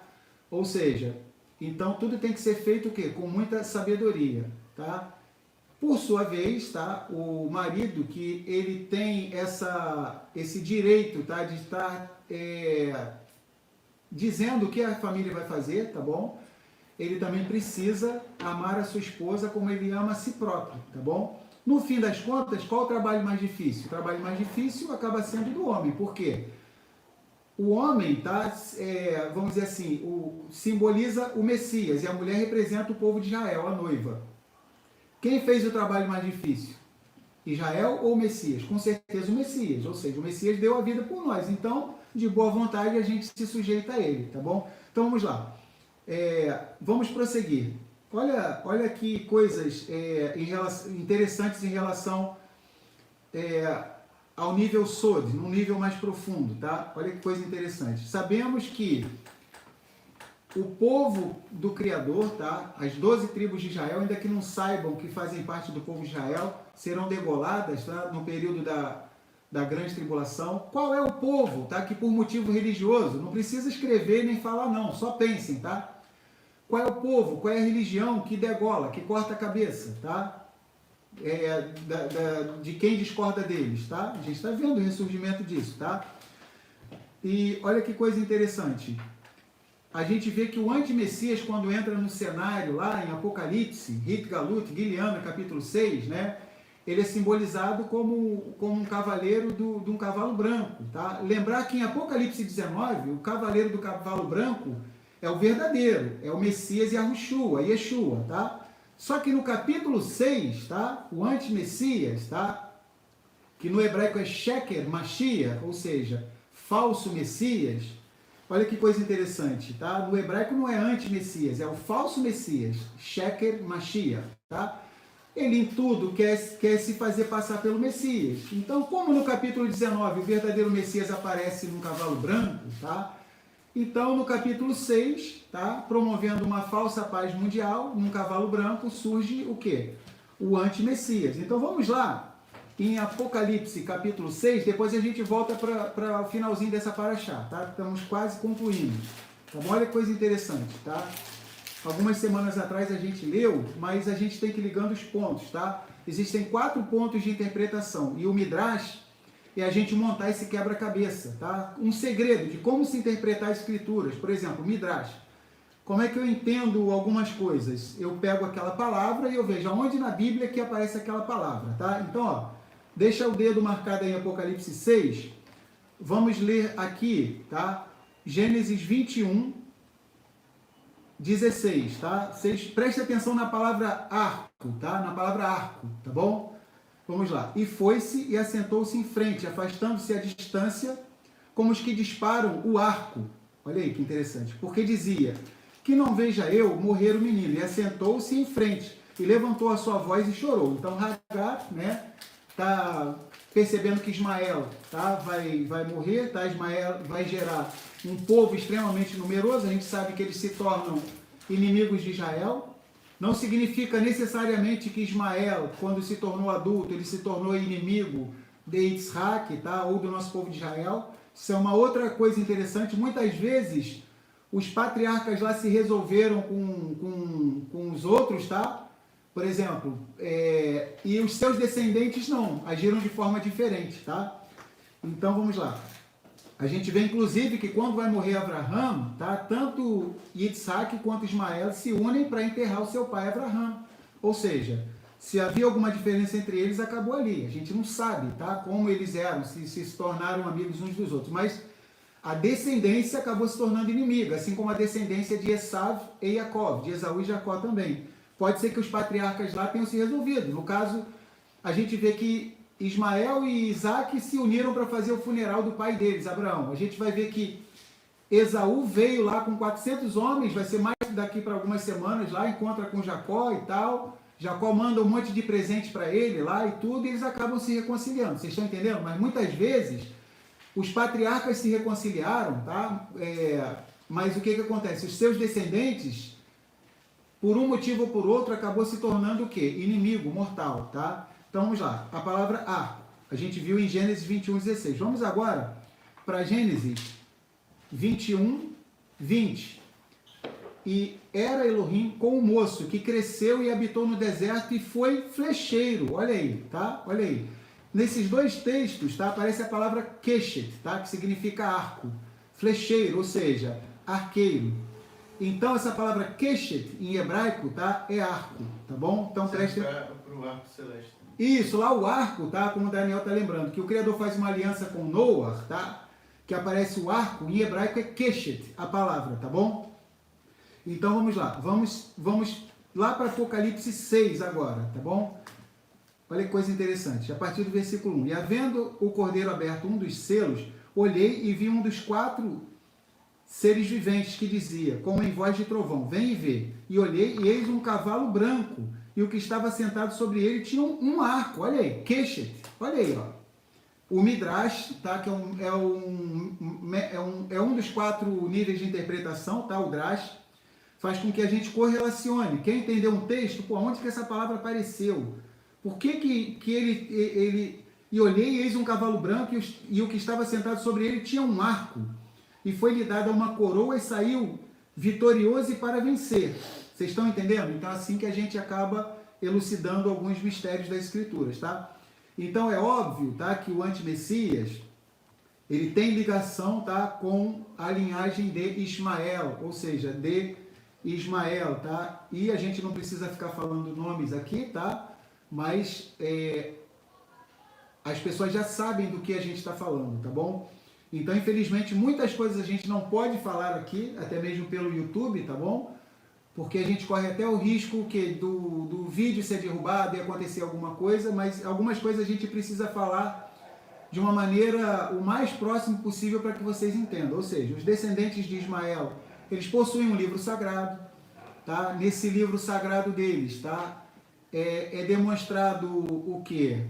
É demonstrado um sentimento contrário em relação ao povo de Israel, tá bom?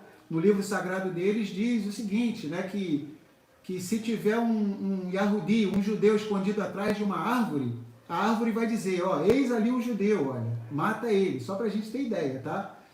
Então a gente não precisa dizer o nome do livro, não dizer o nome do povo, tá? O pessoal que é esperto aí já pega as coisas, tá? Então os descendentes de Ismael vieram formar um povo muito numeroso, o Criador prometeu, afinal de contas, o filho de Abraão e Agar, chamado Ismael, tá? Tinha o DNA de Abraão. Então, o que acontece? Eles acabaram gerando um povo numeroso por causa de Abraão, o Criador tinha uma promessa em relação a Abraão, tá?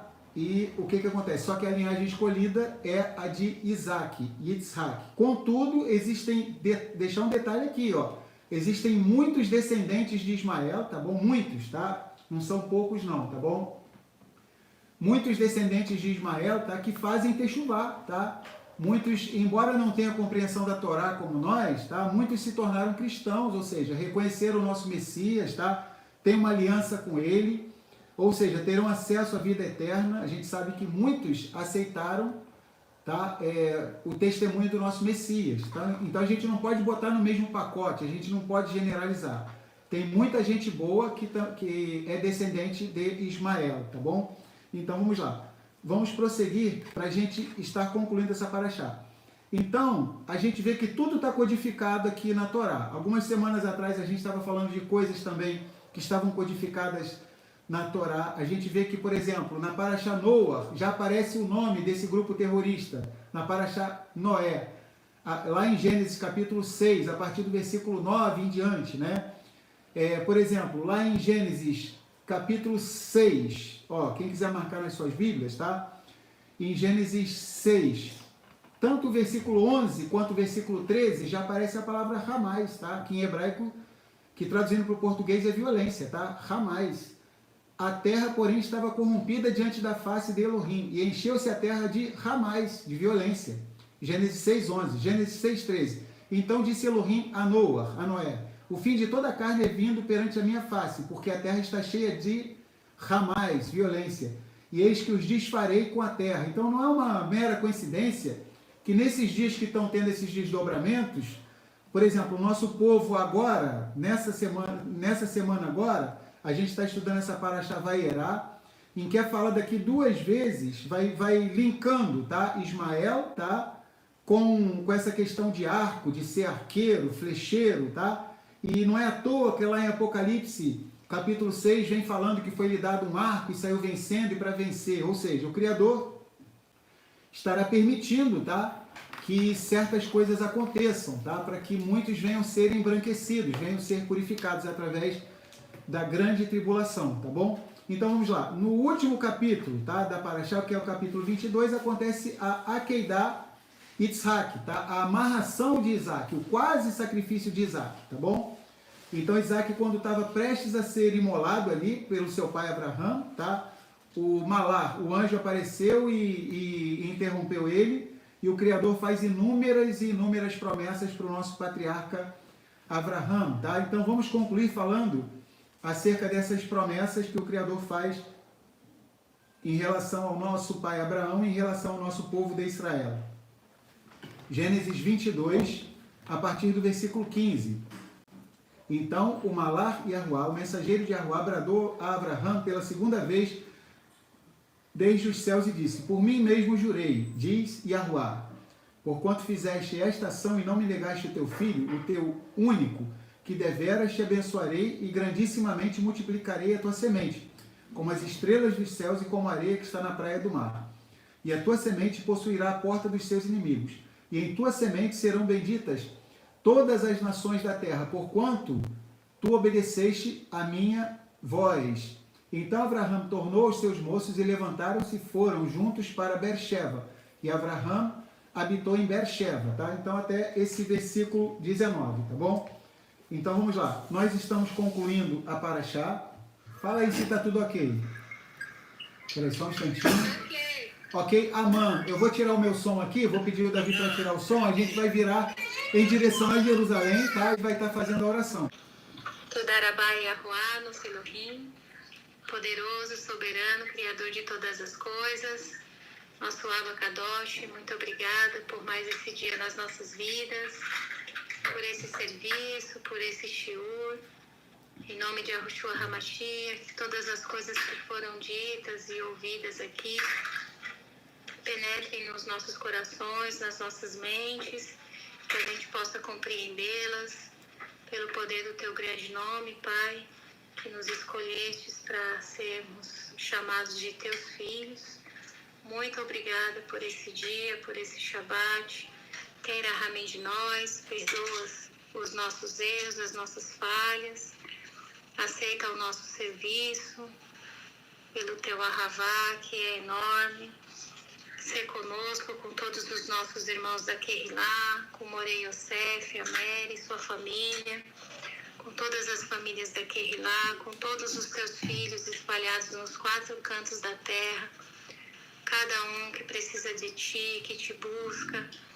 Em nome de Yahushua HaMashiach, que todos possam te encontrar hoje e durante toda essa semana. Muito obrigada por tudo, Pai querido, em nome de Yahushua HaMashiach. Amém. Amã. Tá ligado, meu? Tá ligado. Amã. Um monte de amã lá. Um monte de Amã aí na casa do nosso irmão Verde e da nossa irmã Aliá. Todarabá. Todarabá aí, pessoal. Amã, Todarabá, então a nossa irmã Aliá pela tefilá, tá bom? Pela oração, tá? A gente já tá ficando já com saudade de vocês, tá? Mas vamos agora pro Odu Aleretz, tá? Vou pedir o pessoal aqui em casa para nos ajudar. Então, ó, só mais uma vez. Hoje é um teste, tá? A gente está fazendo um teste. Então vocês levem em consideração que alguma coisa, se não saiu 100% do jeito que a gente queria, tá? A gente está aprendendo aqui com essas configurações do YouTube, a gente está procurando fazer cada vez o melhor possível, tá? Tá? Para achar da semana que vem, tá bom? Que a gente vai estar estudando. Raiei Sará, a vida de Sará, a vida de Sara, no hebraico, Raiei Sará, as vidas de Sara. Por quê? As vidas de Sara, tá? Essa matriarca teve uma vida tão intensa que a Torá fala as vidas de Sará. A gente vai estar vendo a importância, tá? Extraordinária das mulheres israelitas, tá?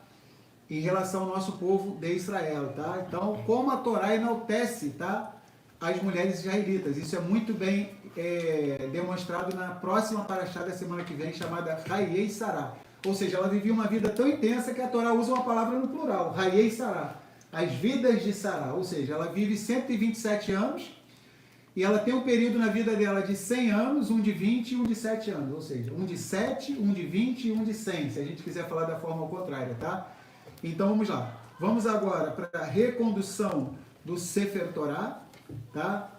A gente já está ficando com saudade de vocês, mas ainda tem um finalzinho ainda do Avodá, tá? Vamos lá? Vamos agora para a recondução do Sefer Torá. Tudo preparado aqui? Que venha o próximo Shabat. Já estamos com saudades de vocês, tá bom? E que venha o próximo Shabat. Se vivermos e Elohim permitir, tá? Estaremos juntos no próximo Shabat, tá bom? Então, como disse o Noah, tá bom? Aman, Shabat Shalom para todos vocês. Shabat Shalom, Shabat Shalom. Shabbat Shalom, Shabbat Shalom. Já estamos com saudades de vocês. Shabbat Shalom, Shabbat Shalom. Shabbat Shalom.